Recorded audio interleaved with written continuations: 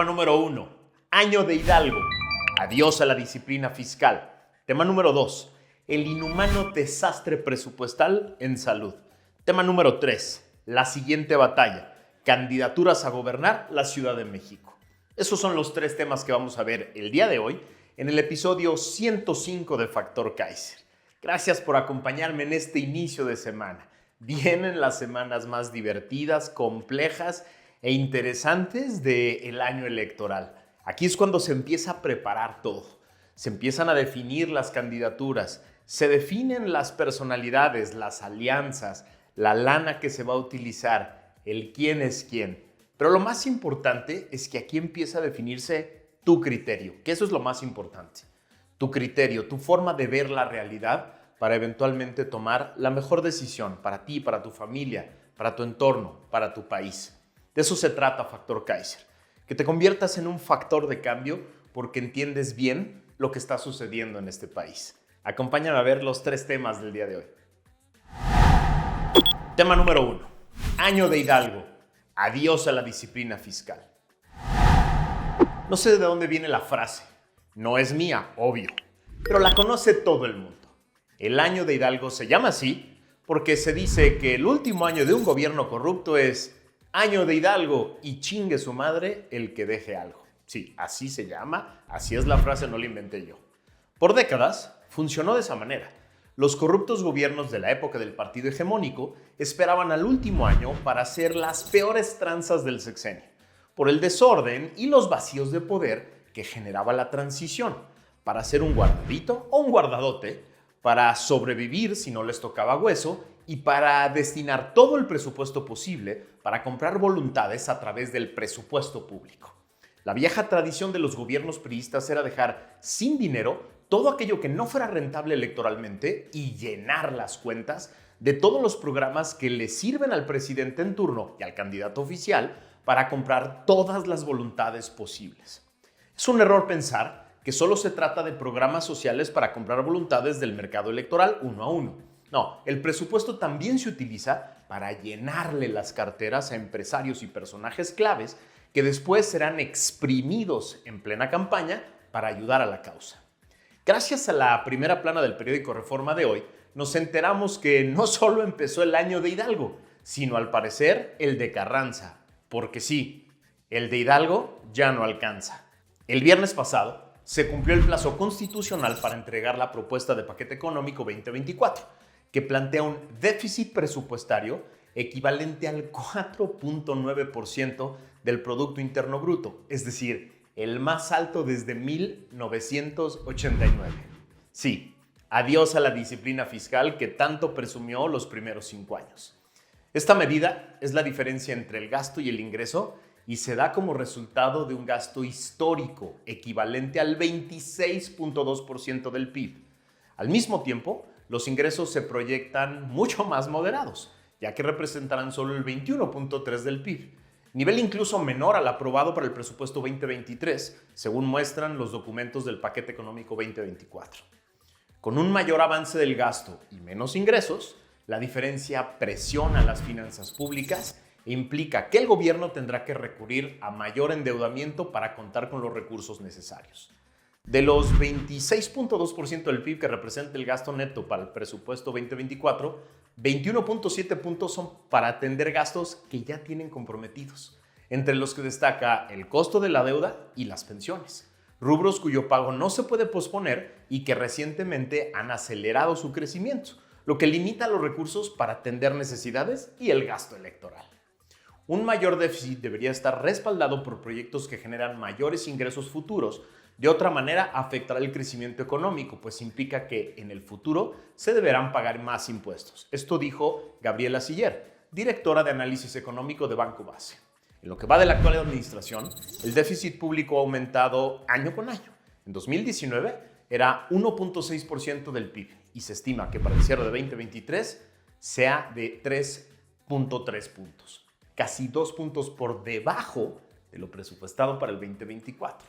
Es decir, al final, el populista hizo lo que muchos especialistas predijeron desde el principio: privilegiar el gasto electorero a costa de la inversión, no generar ningún proyecto que fuera realmente productivo ni rentable, no buscar nuevas fuentes de ingresos, aumentar la deuda a niveles récord, desperdiciar miles de millones de pesos extras en obras mal planeadas y mal ejecutadas y quemar miles de millones de pesos tratando de mantener a flote al paquidermo llamado Pemex. Se les dijo de todas las maneras posibles.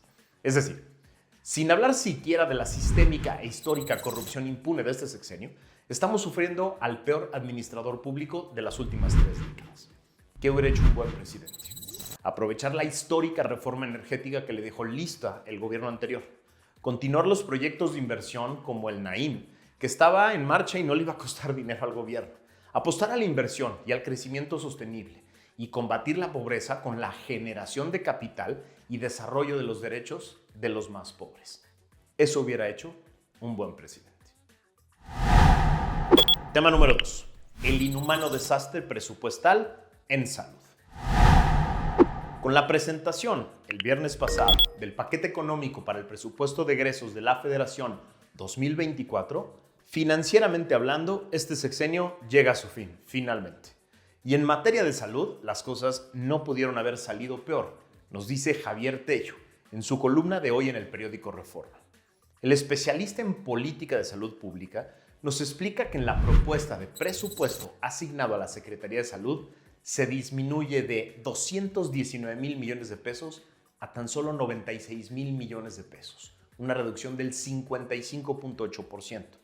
Este recorte representa el tiro de gracia a una ya deslucida Secretaría de Salud que durante esta administración acumuló cifras y resultados pésimos, reflejados en las muy elevadas cifras de mortalidad por pandemia y en el cuestionable política de salud y de vacunación contra el COVID, de la mano de una brutal pérdida de la cobertura del esquema básico de vacunación en los niños.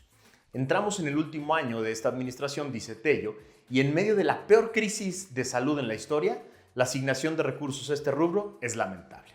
Para 2022, la inversión del gobierno de México en este sector era tan solo del 2.9% del PIB, equivalente a $626 por habitante, la menor entre los países de la OCDE.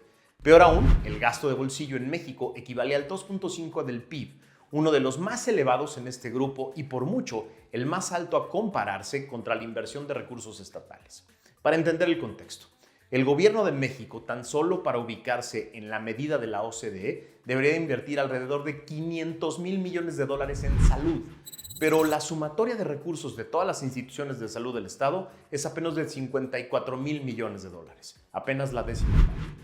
Después de la presentación del paquete económico del viernes pasado, cuando varios especialistas se dieron cuenta del sablazo que le acaban de dar a la Secretaría de Salud, y muchos lo expusimos en redes, los intelectuales y las intelectuales orgánicas del régimen y sus porristas pagados en medios salieron a decir que era una mentira, porque el dinero se había pasado al bodrio administrativo conocido como IMSS Bienestar. Lo que no dijeron esas tramposas y tramposos porristas del régimen es que este bodrio administrativo es un parche de emergencia creado al vapor por la caída del reciente y fallido INSABI, que trató de sustituir al exitoso Seguro Popular, pero falló tan estrepitosamente que sus propios creadores lo destruyeron y trataron de aventarle la responsabilidad al IMSS, que no podía ya con sus propios problemas. Otra cosa que no dijeron estos tramposos es que el bodrio llamado IMSS Bienestar, dicho por el propio Zoé Robledo, director del IMSS, en una reciente mañanera apenas en agosto de este año, solo opera hoy, lo que eso quiera decir operar, en 16 entidades del país, es decir, apenas la mitad del país. ¿Pero en qué entidades opera?, te preguntarás tú. En puras entidades gobernadas por Morena. Baja California Sur, Campeche, Colima, Guerrero, Hidalgo, Michoacán, Morelos, Nayarit, Quintana Roo, San Luis Potosí, Sinaloa, Sonora, Tamaulipas, Tlaxcala, Veracruz y Zacatecas. ¡Qué casualidad!, ¿no? ¿Otro programa electorero? Absolutamente. Y eso no lo dijeron. El flamante IMSS Bienestar, nos dice Tello, contempla 85,000 millones de pesos para medicamentos gratuitos, lo que equivale solamente a 1,300 pesos por cada uno de los 65 millones de usuarios prometidos por Zoé Robledo. Peor aún, dice Tello, el gasto asignado para atención a la salud a cada usuario de esta institución equivale a 619 pesos. Sí, ¿qué hubiera hecho un buen presidente? De entrada, no destruir por capricho instituciones que sí servían, como el Seguro Popular. Pero también, y sobre todo, no prometer sistemas daneses.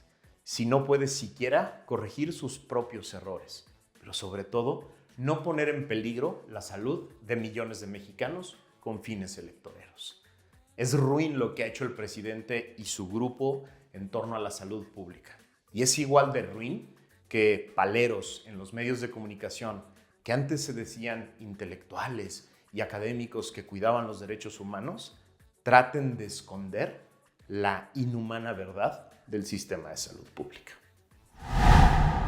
Tema número 3. La siguiente batalla. Candidaturas para gobernar a la Ciudad de México. Se viene la siguiente gran batalla. La joya de la corona.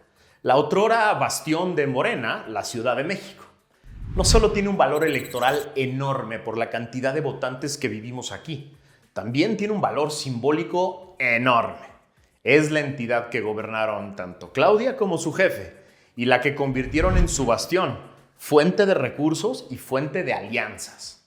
Sin pretender exponer de más mi inevitable chilangocentrismo, la competencia por la capital del país es estratégica. Del lado oficialista, la dinámica será absolutamente idéntica a la decisión sobre la candidatura presidencial. La va a decidir López, sin preguntarle a nadie y con criterios estrictamente personales. No se equivoquen, él decidirá. La diferencia, creo, es que la guerra será más compleja, más descontrolada y más violenta, porque hay demasiados precandidatos de Morena a los que ya les prometieron la ciudad como premio de consolación y han gastado ellos millones de pesos y comprometido alianzas y todo tipo de cosas. Hay miles de puestos, redes, alianzas y miles de millones de pesos en juego en esa decisión para ellos. Y estoy seguro de que la frágil disciplina morenista va a ser difícil que aguante, porque las preferencias electorales en la capital se ven mucho más complicadas de lo que quisiera el obradorato desde el 2021, sobre todo en el poniente de la capital. Del otro lado, esperamos que el proceso sea igual de abierto, participativo e incluyente que el que llevó a Xóchitl Gálvez a la candidatura presidencial. Ya está hecho el caminito y fue muy exitoso. Desde aquí aprovecho esta plataforma para exigirle a los partidos políticos que no regresen a sus viejas fórmulas y hagan lo que es lógico. Abran el proceso y dejen que los precandidatos compitan abiertamente para que sea el careo y la exposición con la ciudadanía como se vaya generando el mejor perfil, la mejor candidatura, la mejor plataforma para arrebatarle a Morena su bastión simbólico y estratégico. Todo está listo. Los ciudadanos estamos listos. Las reglas están listas. No echen a perder el camino andado y sigamos construyendo una gran alternativa política entre ciudadanos y partidos políticos. La mesa está puesta. El ánimo ciudadano está ahí, las ganas de participar están ahí, no solo para la candidatura a la jefatura de gobierno, para las senadurías, las diputaciones federales, las diputaciones locales, las alcaldías. Todo está listo para que los chilangos nos pongamos a trabajar con ustedes los partidos para construir las candidaturas más competitivas, las más íntegras, las más llenas de contenido, las que nos muevan a todos a participar, a llegar a las urnas con la ilusión de que podemos transformar esta ciudad y al transformar esta ciudad, transformar al país. Los partidos políticos tienen que entender que es de la mano con nosotros. Nosotros tenemos que entender que es de la mano con los partidos políticos. Volvamos a generar este proceso lleno de positivos en los que ambos nos ponemos de acuerdo para participar en un proceso que nos lleve a escoger a la mejor persona, a la más competitiva, a la que pueda acompañar a la candidata a la presidencia para quitarle a Morena este bastión que es una mierda. Esta ciudad es una desgracia en términos administrativos, de transporte, de seguridad, de desarrollo económico. Nada funciona en esta ciudad. En 2021 ya demostramos que le podemos arrebatar a Morena este bastión. Es momento de hacer la chamba, de hacerla juntos, de hacerla bien, de hacerla por todos. Gracias por haberme acompañado. Te pido que te suscribas aquí abajo y que le mandes este contenido a todas las personas que crees que tienen ganas de entrarle con todo a la reconstrucción de nuestra democracia.